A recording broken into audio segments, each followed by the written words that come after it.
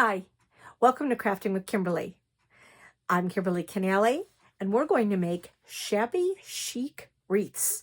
Back in my day, they were shabby chic. Now the new term is farmhouse. So whichever way you want to call it, farmhouse or shabby chic, this is what we're going to make. A fun, frilly little wreath, or a little more structured one with flowers. So let's take a look at what supplies we're going to need for this project. You need some fabric. It really doesn't matter what type of fabric that you use, but one thing you want to be aware of is a pattern. This is an example of like an all-over pattern. So it doesn't really matter if it's going horizontally or vertically. Another example is like this tie-dye that I had used. The back side is still, you can see the pattern through the back. It's a little white on that side, and more pink on the one side, but it doesn't really matter. Whereas this fabric that I also used to show what a big pattern would look like. This is a print that has, you can see a bunch of snowmen, houses, very wintry type of fabric. Very specific motifs and very lightweight, light on the other side. So a very dark pattern on one side shows through very light on the other. You want to keep in mind what your patterns are going to look like, because when you're looking at your fabric on your wreath, you can see just the kind of the plain fabrics with just a very subtle print. Really doesn't matter one way or the other. But I found the ones with the pattern, you could really see, I don't know, I didn't like this as much.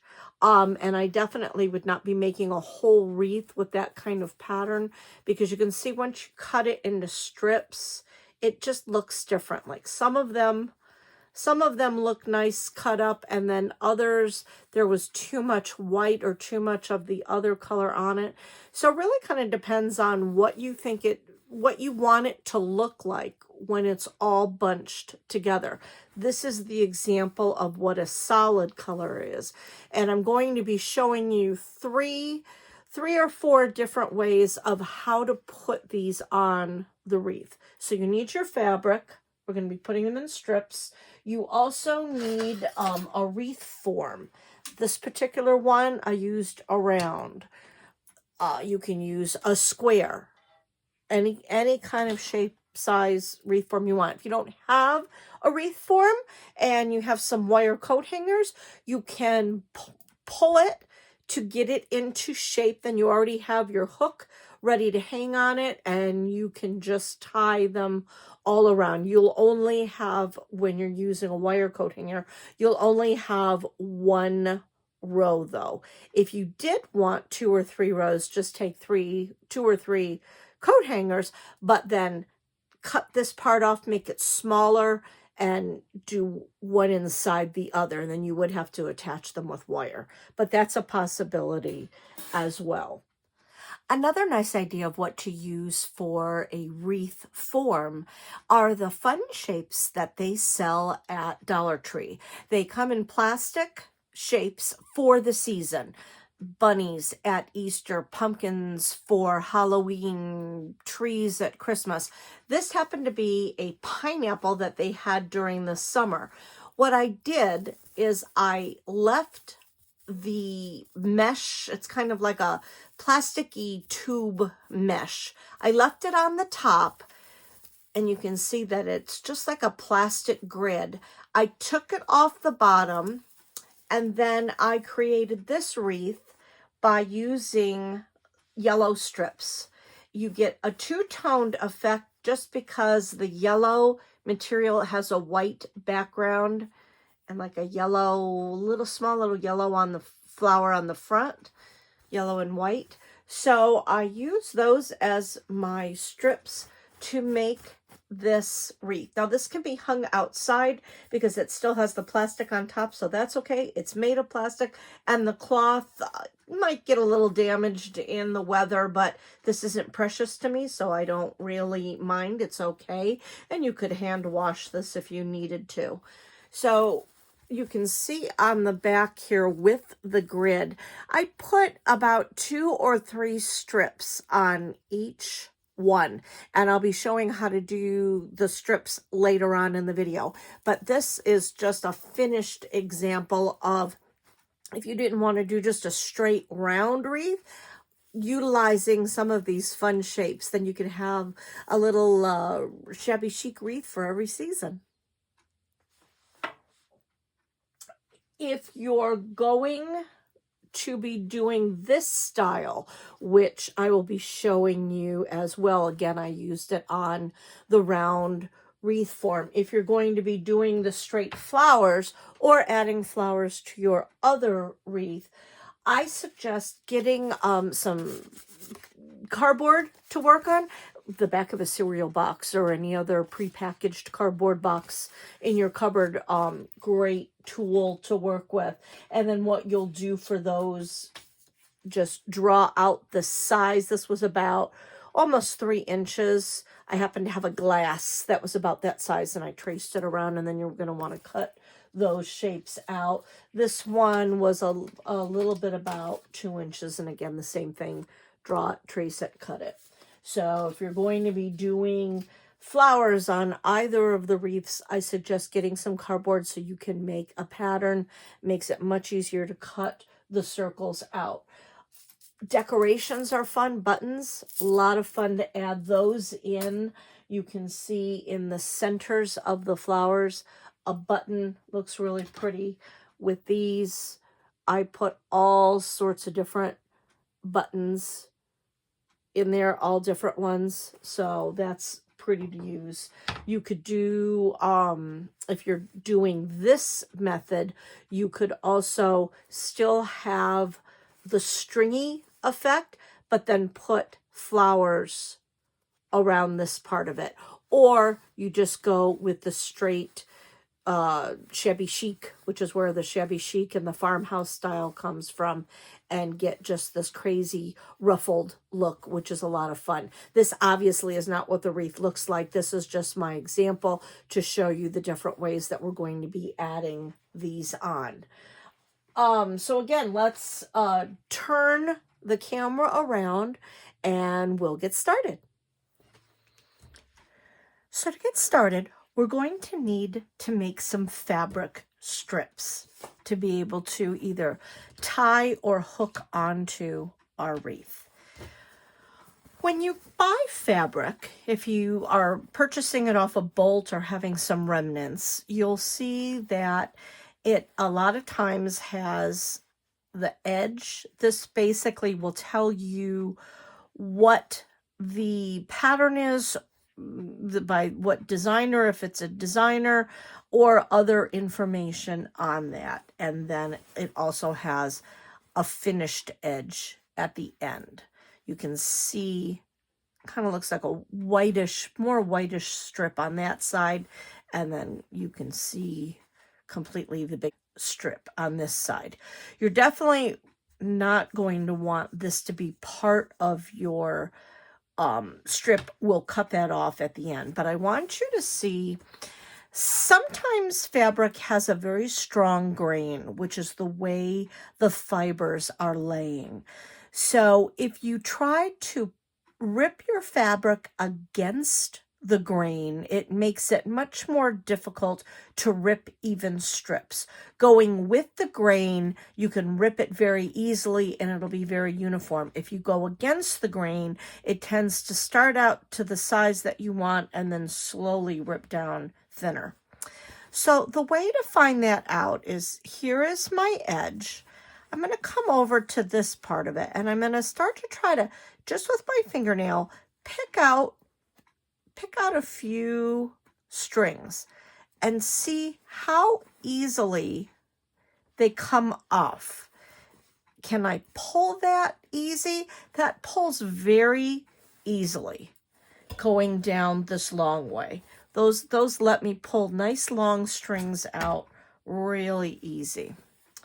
If I were to go against the other edge, I do have to cut that to be able to get some strings so you can see. If I were to try to pick some off of that, for this particular fabric, you can see that pulled off pretty easy too. I didn't have a problem pulling those off. So with this fabric, they do pull off pretty easy. So I think I'm going to be okay to cut that in a strip. Let me try another piece here to see if I can show you the differences of the grains. With this fabric, if I try to pull some here, all right, see if I'm pulling, I don't know if you can see that clearly. See how it's not letting me really pull that very easily? It's starting to gather itself. I struggle to pull a string off this way. It's not coming easily. But if I turn it around to the other end and try to pull some strings off, this was a fresh cut, you can see that that pulls a little easier. Those come off a little bit easier. So if I was going to be ripping my strips, I would want to put a little cut in there, pull straight down. And you can see, because I went with the grain, you can see that's a pretty uniform strip that tore pretty easily. Depending on your fabric, every fabric is different, so we can't make general assumptions because every single fabric, depending on what it's made of, the thickness of the fabric, these are cottons. Cottons work great. So whatever you're using, just kind of experiment with how you want to cut your strips. But as you can see, the easiest way to do it, I make my strips about an inch. You really don't want to go much thinner and much thicker. I'm finding a little over half an inch or an inch works really well. Just give yourself a little snip in your fabric and then just start to pull. And you can see it's a lot easier than having to cut really, really, really long strips. Much easier. And then you can see on the whole, they're fairly uniform. This is probably a little bit thicker than what I would use. I would think a little thinner. I'm going to do this one in half. We'll see how that goes. Pull that in half. And then just pull down. Very relaxing to pull fabric. And then you have your fabric strips. Now, in regards to how long you want your strips, that all depends on the style of what you want to do. With this one, you can see I have just, these are all the different colors together, and they were connected. This particular wreath form had 4 bars. So with this one, I did one on each of the bars. This one, I decided to not have it be so thick, so I only used 3 of the bars. So I did one on the outside ring, I did another row, and then I did 2 rows together. So you could go 2, 4, 3, however you want to put them on to give you the thickness of what you need. For this particular style, where this is really highlighting more of the fabric, so giving a nice smooth edge, especially if you're wanting to do fabric flowers, and then having the shabby chic kind of fringe, the best way to measure for that is take one of your strips that you just made, lay it down, and say, how long do I want my strips? I probably would go even a little thinner. I need to trim this up. I really didn't like it that long. So I'm kind of thinking I would prefer it this way, but it's however long you want them to be. So take your strip, fold it in half, put it under your frame, and then take the top part and go down over and leave about a 1/2 inch overwards. That's going to give you enough of the fabric for this bump to be able to connect it on. So obviously that one's way too long. So now by doing that, I can just kind of pull this and say, all right, I want my strip to probably be about this long. How far do I have to go over the top to give my edge? Probably about there. So I know I can cut that right there. And then this is the size that I'm going to have for my strip. So it's almost about half of that. So that's the easiest way for your very first one to see how long do you want your strips to be.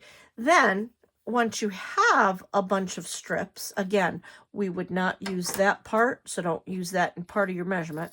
You would cut that part off. From there, you can then use your one strip to go down and measure, and then you're able to cut. And then don't throw any of your scraps away. Use these for other projects, or at the very end, you can use one of your strips to make a hanger. We can do that. Or if you're going to be making flowers, you can use some of your strips as a base. So once you get a whole bunch of your strips cut, and again, depending on the size of your wreath, that depends on how many strips you're going to need. But here are 2 strips. To do this type of pattern, where you're covering most of the wreath and then having it hang out, you're going to take your strip, fold it in half, place it under, so you have 2 open ends and your loop. Put your fingers through the loop, grab a hold, and pull. You can see by pulling it that way, that gives me a bump up here, but I want my fringe to be here, so I would need to flip that over. So this is where you also need to decide. You can kind of see that's a V. That looks more like a V as opposed to this one. I'm going to move this over right next to it. As opposed to this one where you can see this has a bump. You can see a little bump there. This one is more of a V. So you need to decide, what do you like? Do you like the bump on the outside? That's my preference. Or do you like it to be a V? If you want the bump on the outside, then you would do this the opposite way. Take your closed end, put that towards you, have your 2 open strips facing up. Put your fingers through,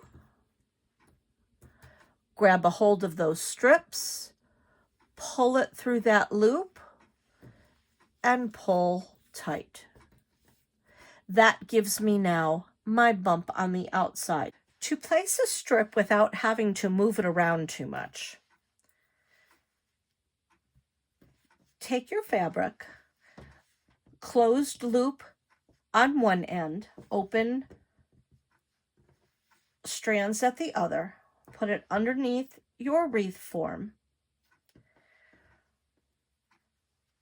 Make sure your strips are basically inside out. The pattern side is showing on the back, and the back side is showing on the front.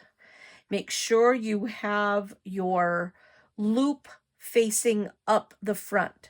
When you put your fingers through, grab those two, and if you carefully pull and pull them together, you won't have to go through and flip and move things, such as this one. You can see that this one flipped, so I can easily undo the loop,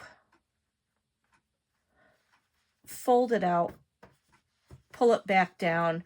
But if you don't want to have to fiddle and go through and fix all of those, if you put them on this way and go slowly, you shouldn't have to maneuver a lot of your loops if you really care about if they're facing the right way or if their backside is showing. If you don't want their backside to show, do it that way.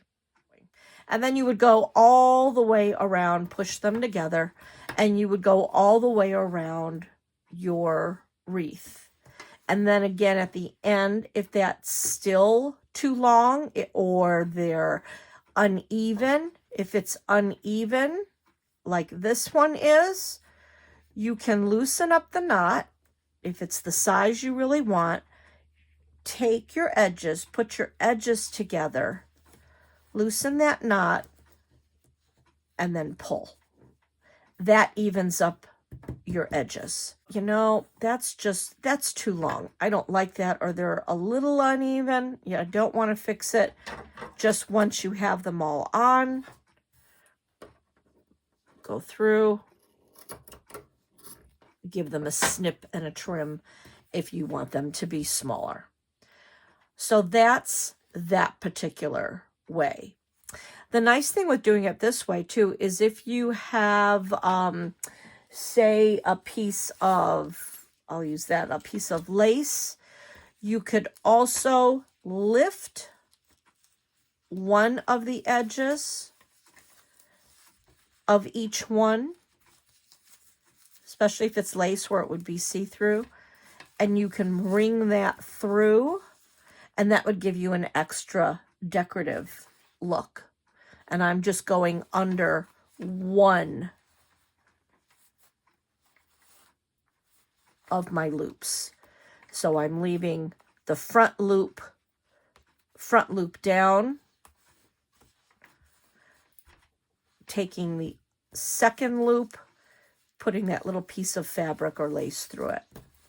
And then you can go through and you can tighten. And that gives a different kind of a look. Like I said, it'd be very pretty with lace. I just don't have any lace handy right now. But that would be pretty with the lace. If you want to do the strips, once you have a whole bunch of strips, if you want to use that method, you're going to do the same thing. You're going to take your strip, fold it in half, and again, think about where you want your bump. If you want your bump on the outside, your closed end has to be facing you. So I'm going to go right under that one bar. I'm going to lift that up. My closed loop is facing me this way. My ends are here. Grab it, pull it through, and pull. Then I have a nice bump. With this particular one, using the different fabrics, I used 3 different fabrics. So I used the pattern, a blue with a little flower, and a yellow with a flower. Then for the next row, I switched it.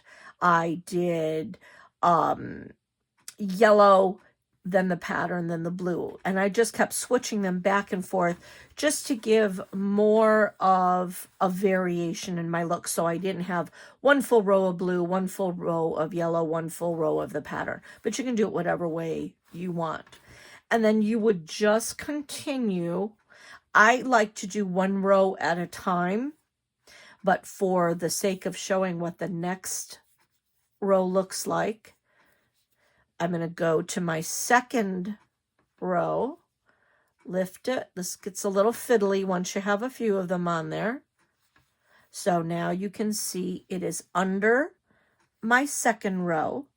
I'm going to do the same thing. I'm going to put my fingers through, grab that end, and pull. Because it looks, you know, it's all in there and you don't really see the knots. You might see the knots on the inside one or the bottom row. If you want to be consistent, do it the same way every time. If you don't care, then it doesn't really matter. Like you can see when it's all fluffy, once it's all the way around and it would be thick, you really can't see where the knots go. But if you really want them to be the same way, then I would suggest going the same way each time. And I'm going to do one more for you. You can see, taking your closed end, putting it under and up.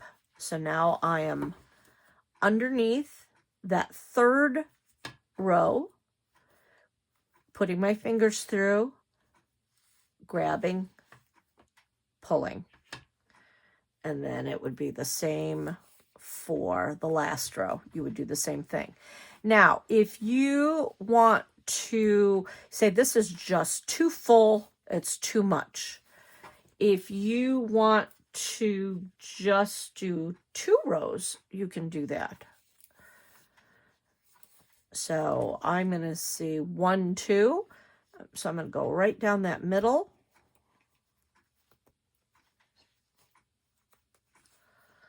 Put my fingers through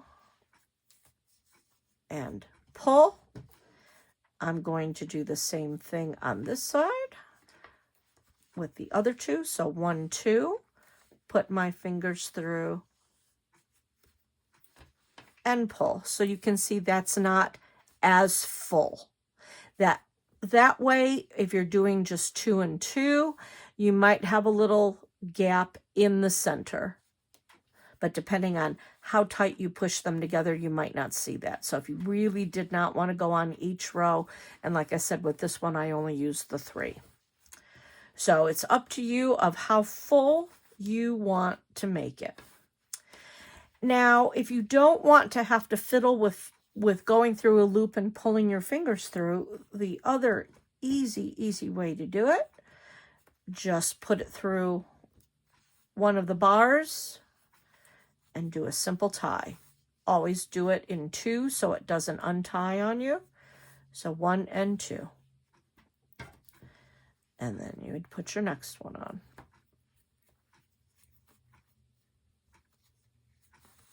1 and 2. And then you would just continue wherever you want. That's what this one is. So this one, you can see I just have them tied. That's what the back of the wreath looks like. On both sides, you can see here, I used all 4. 1, 2, 3, 4. I did all the way through. With this one, I did the top row right there. Then I did the second row. And then I didn't want it to be as full, so then I just tied them. I used that as my row there. So again, how you put them on there makes it look a little bit different. But 2 easy ways to do it, either loop or tie. And then you would just continue all the way around. The other thing that you could do is if you wanted to do a wreath more like this, but still have some fringe, what you can do is I would take long strips of whatever fabric that you want. Let's use this ribbon again since it's long.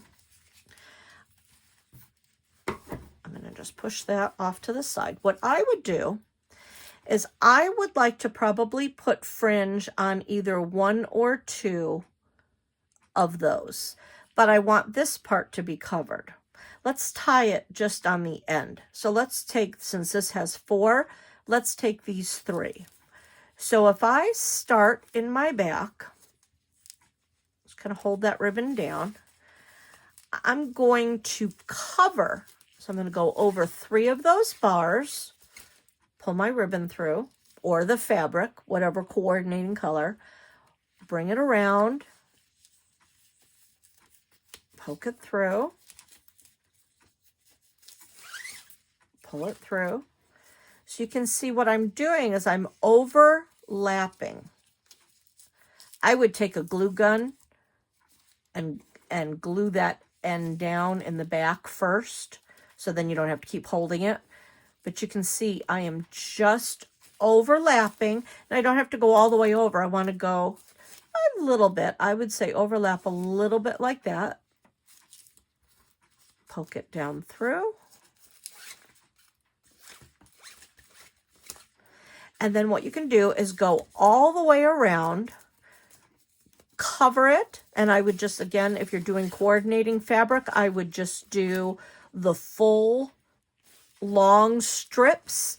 If you run out of fabric as you're going along, all you have to do, flip it over to the back, put a little dab of glue, put your end down, and then start again. So you see the idea here of covering that whole part. So if I had that all the way covered, I could then take, let's use a contrasting color. I could then take my strips. I'm going to put my strip up through.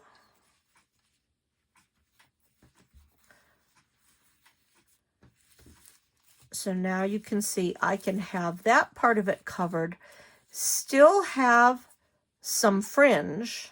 There would be a little bit of a gap, but if you put a bunch of these together, I think that would close that gap. And then you've got the ability to put some flowers on there. And if you make the big flowers, then you don't even see, you wouldn't have to worry about the gap. But then you'd still have the fringe effect for all of that, or what it would look like with a smaller flower with the fringe. But that would, if you're using the flowers around, that would cover that gap, or buttons, or whatever other decorations that you would want. So that's an idea to go around that way as well. So now let's go over to this wreath with the flowers to show how I did this one. I did just like I showed you with the red ribbon. I went all the way around, covered the whole wreath with the same fabric of as my flowers. I did not want a contrast.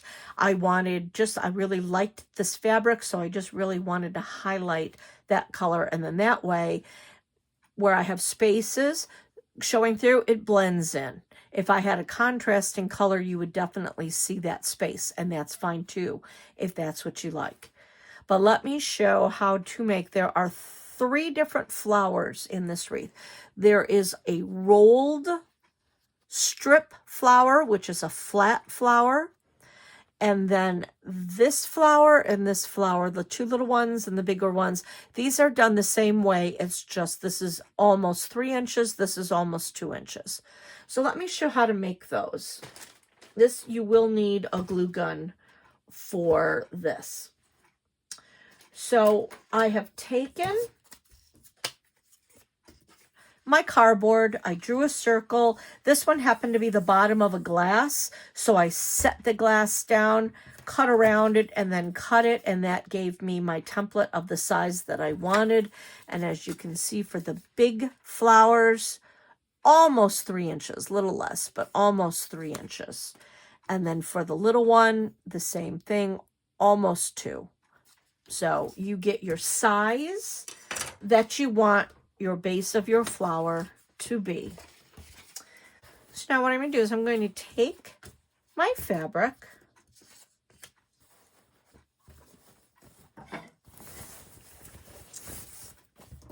lay it out here, and again with this one it doesn't matter for the grain at all. You're just cutting circles. The easiest way to do this is to fold your fabric up so you can cut multiple circles at a time, depending on how thick your fabric is. If you have very thick fabric, then you're probably not going to want to do that. But this is cotton, and this works really, really well. So let's do, I think I'm going to do, let's do a big flower, so it'll be easier for you to see. I'm going to set that on my material, and I'm going to just fold it over just so I can get my size, and I know that's still going to fit. So for this particular flower, you need either 8 or 9 petals. So this will be 1, 2. I'm just going to fold this over again.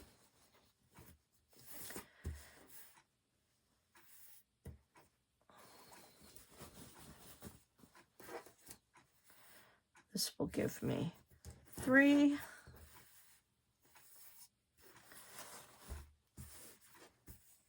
I want to be even. 4.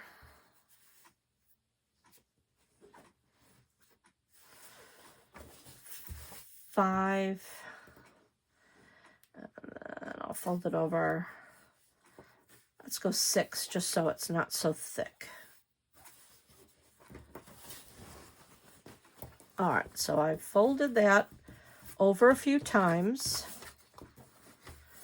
And you don't have to do it this way. You could literally just put this on and trace around it each and every time. I just don't want to cut that often. So I'm going to flatten and smooth that out. This particular fabric wasn't even, as you can see. So I'm going to make sure I come down here. A trick, I'm using the back of a box of a cereal. This is slippery. This is a little more rough. So put your non-decorated surface down. It helps hold it in place. So now I'm just going to take a pen, trace around my circle.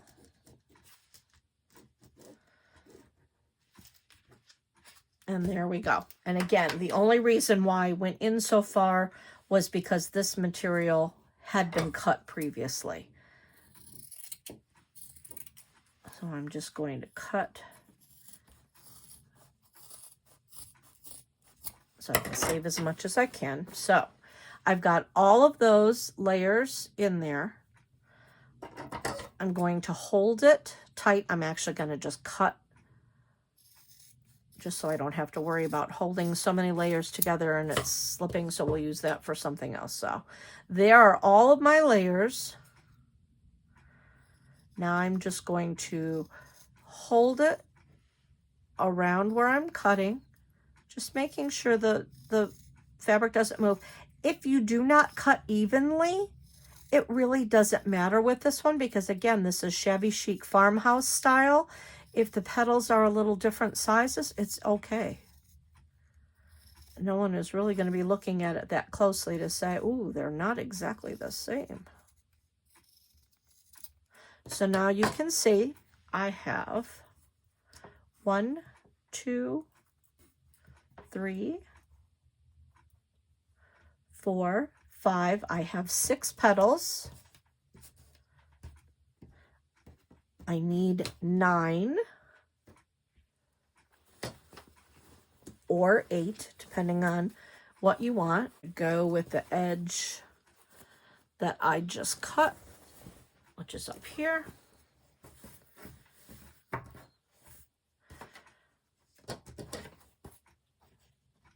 I'm going to just, so we don't have so much fabric all over the place. Again, I'm going to do the same thing. I'm going to fold it, pull that out just to make sure that I'm reaching. So this would be 7, 8, and we'll fold that again. And that will be 9. This fabric is so thin that I probably could have cut all 9 out at once. But I wanted to show you how to refold if you had to. All right. So now I'm going to do the exact same thing again. I'm just going to cut some of that excess off. And if you're not cutting exactly on your lines and your lines are showing, it really doesn't matter. You can make sure you do it on the draw it on the inside other end of your fabric. But the way that we're layering these, you're not really going to see it. Or just draw it and then cut a little bit on the inside of your line. But I really don't worry about it showing. All right. So we had 6, 7, 8, and 9. So I have my 9 circles. This is going to be the exact same way if you were to do the smaller size as well. So it goes the same way. What I'm going to do is I'm going to take one of my scraps. That's why I say don't throw anything out. I'm going to take one of these scraps and I'm going to cut kind of a smallish square. This is going to be the back of my flower.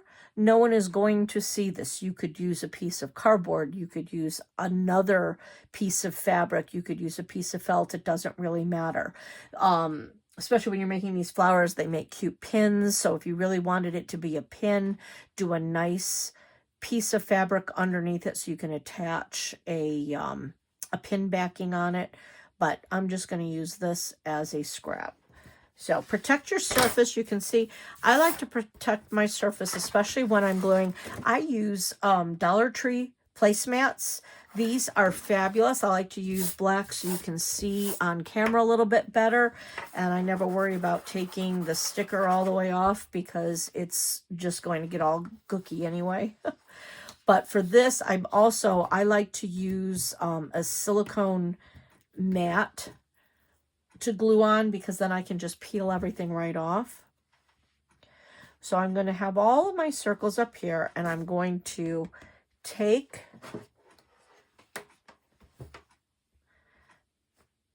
my piece of fabric with my glue gun and I'm just going to put a glob of glue.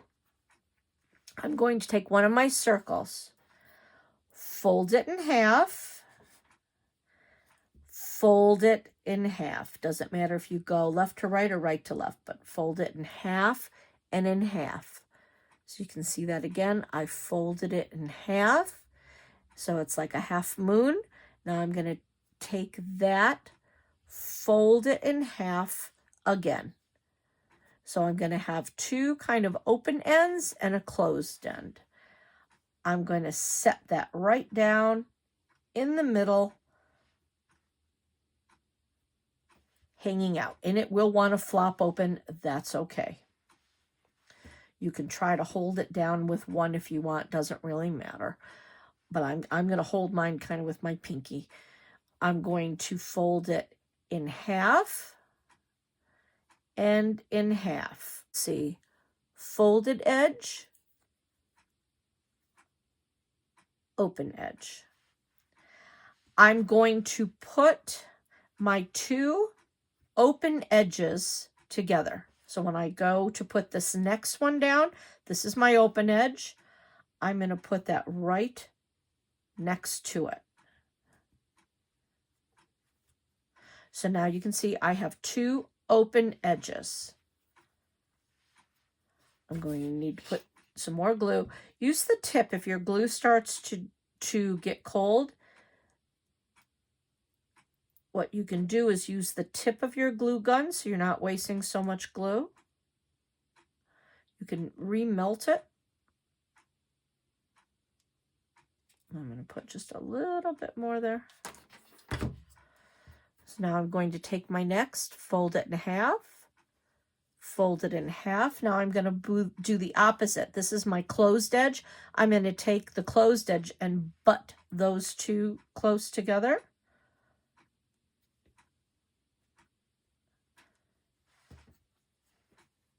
In half, in half.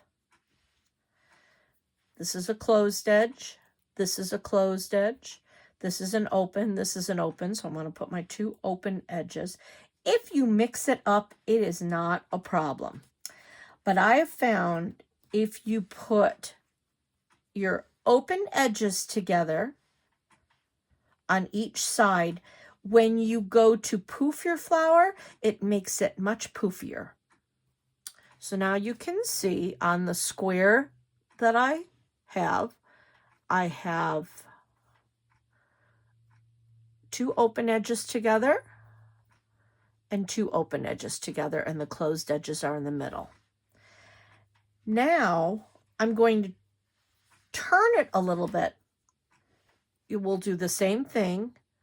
Fold it in half, fold it in half, but I don't want to glue right on top of those because you're not going to get a full flower effect. You're going to go in the middle of those two. So instead of gluing it right on top, I'm going to take it and I'm going to glue in the middle. Put some glue. Glue that right in the middle of those other ones. I'm going to do the same thing again. In half, in half. So now, this is an open edge. So I'm going to make sure that my open edges go together. Stick it right in there. So now I have two open edges. Fold it in half. Fold it in half, and I'm going to do the opposite now. This is my closed edge, so I'm going to keep my closed edges together. I'm going to put a little bit more glue.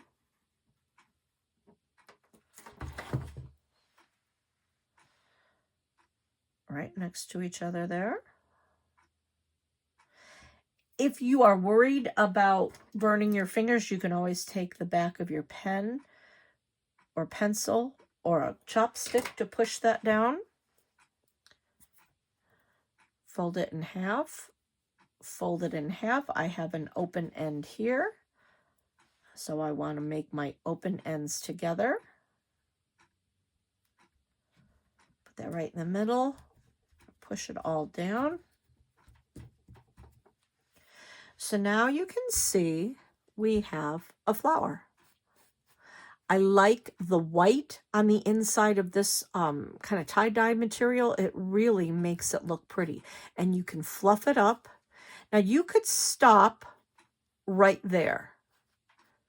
I know we have one circle left. This is where you decide, do you want to use it or do you not want to use it?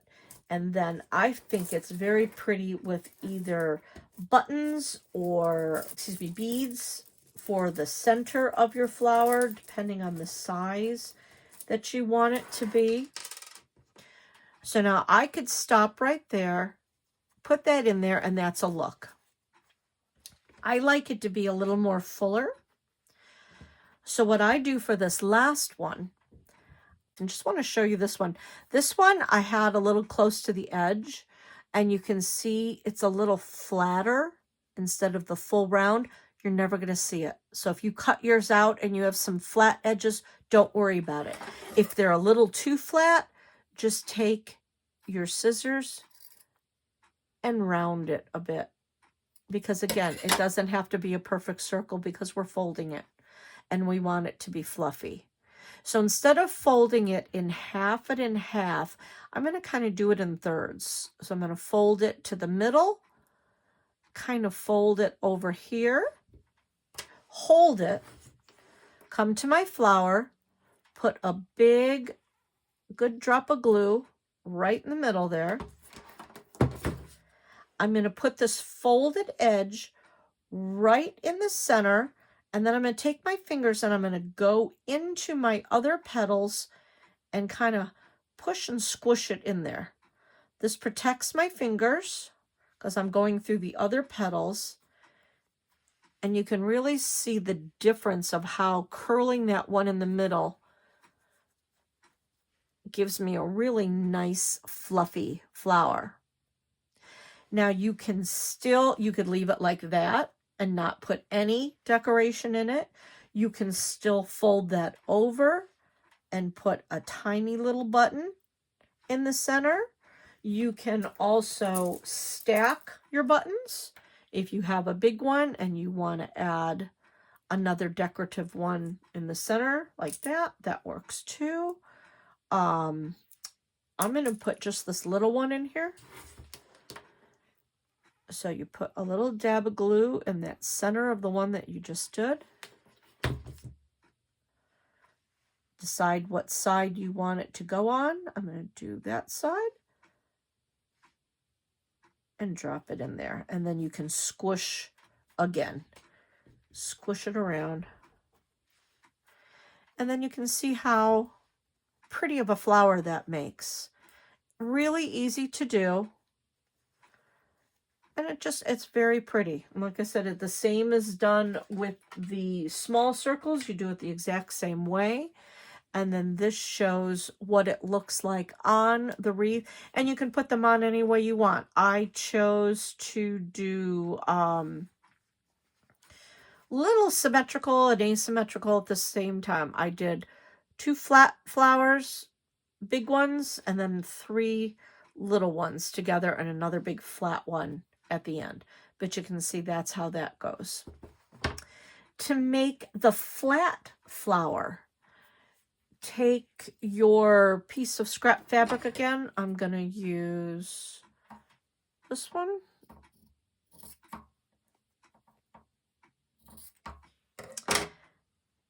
All right, for the flat flower, I'm going to take my strip of fabric.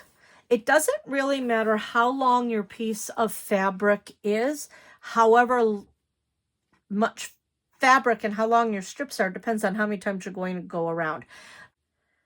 I'm going to cut in probably about an inch. I'm going to pull it down. So now I have just a strip of fabric. One long strip. So I'm going to take my base, my junk piece base, and put some glue all around on it. I'm going to take my strip. I'm just going to twist it to get it going.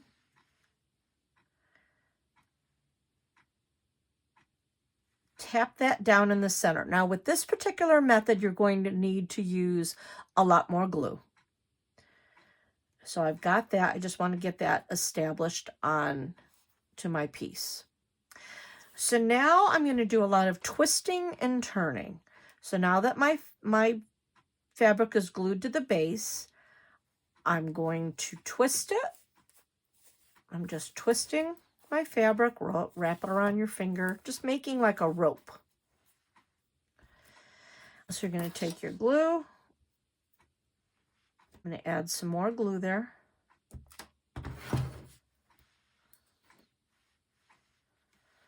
Twist it up again because it came undone.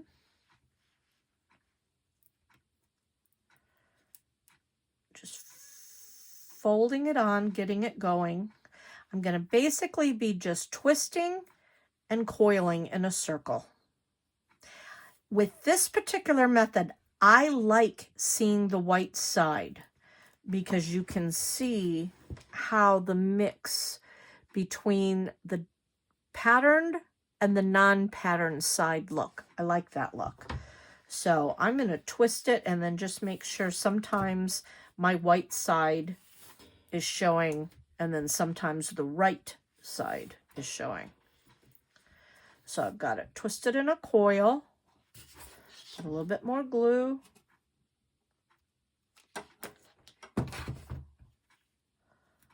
Lay it down. Now you can see that I used just a tiny piece of base fabric. You could use a piece of fabric as big as the flower that you want it to be and then just keep gluing on the base.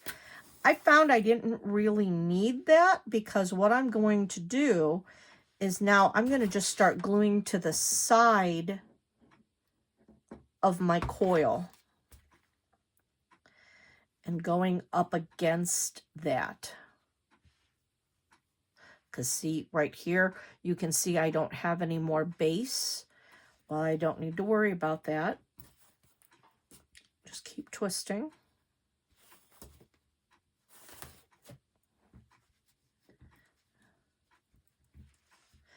Because now you need a lot of hands with this one. You need more fingers than what you probably have.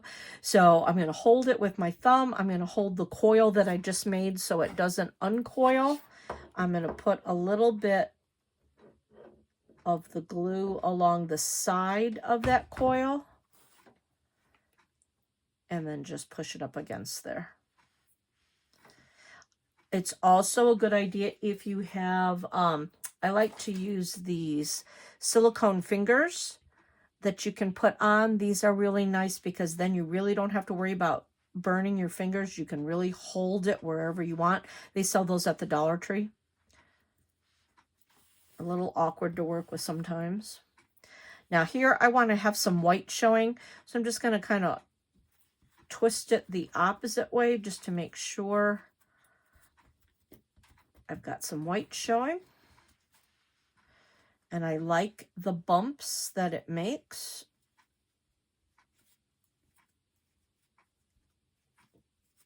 So like I said, it's really kind of fiddly. You just really want to just twist it, move it, coil it for a bit, hold it, put some glue down on the sides. I have a little bit of base left, so I can put it there, and I can also put it to the side. I'm going to push it up against it. Again, if you don't have a silicone finger, you can use a chopstick or a pencil if you want to help hold it down. And again, this is where the Shabby Chic and the Farmhouse, they call it Farmhouse now, but back in my day it was Shabby Chic in the 80s. I'm just going to twist a little bit more of that.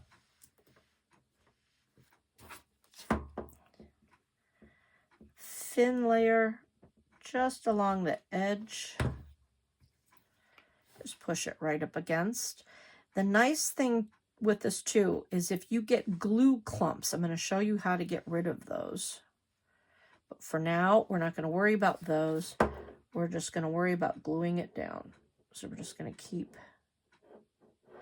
These also make, if you have a lot of leftover fabric, these are also pretty as gift toppers, or add it to a gift bag, little pins, brooches.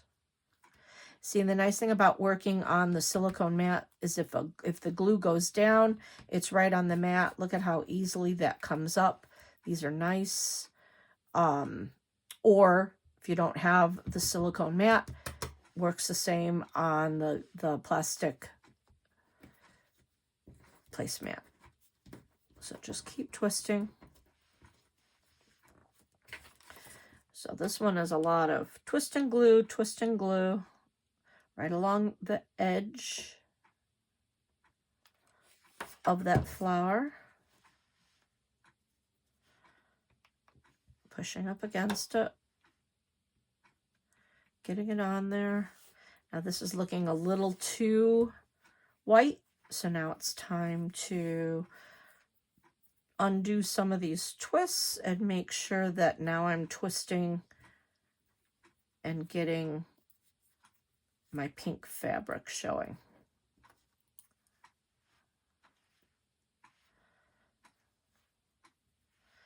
What you can do is just kind of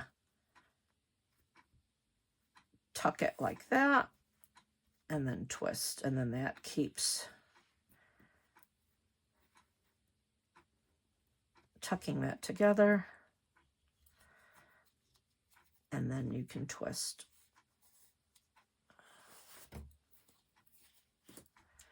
And now you can see all my pink is showing.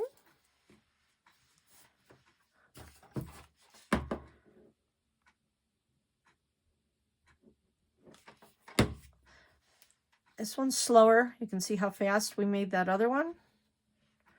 This is a little bit slower because you really have to be careful so you're not burning yourself. I'm going to just twist this up fast. I'm not going to care now which way it's going, just for sake of the camera. I'm just going to get it all twisted in a nice coil. And now I'm just going to glue all around my edge.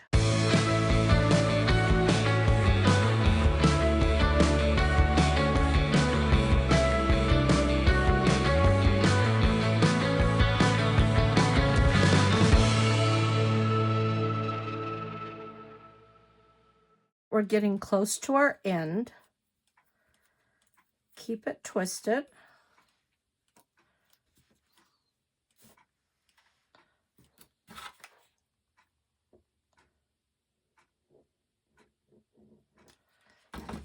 And when we get to the bottom here, we have just a little bit of fabric left.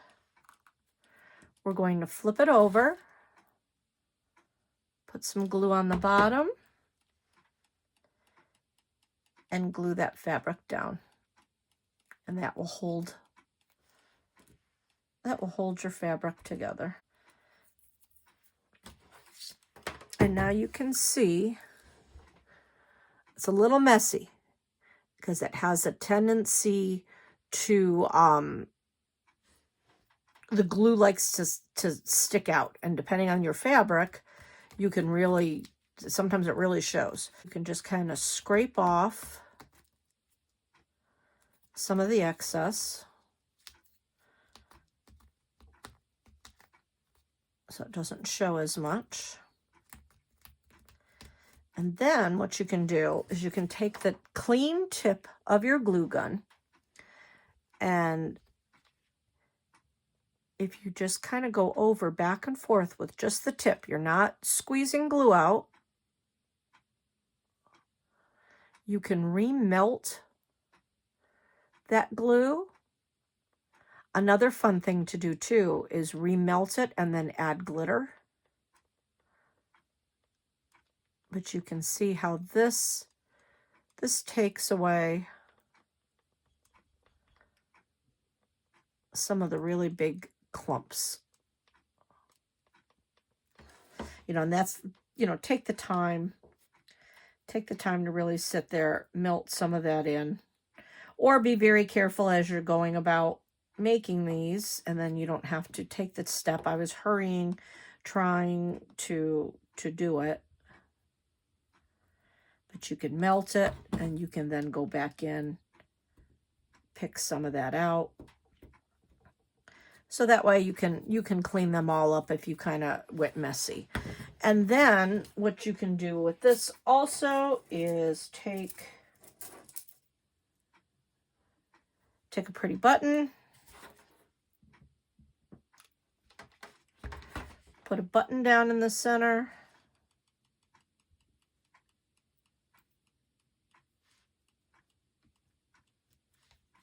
but that makes a different kind of a flower, a flat based flower. And again, remember with buttons, you can stack them if you want.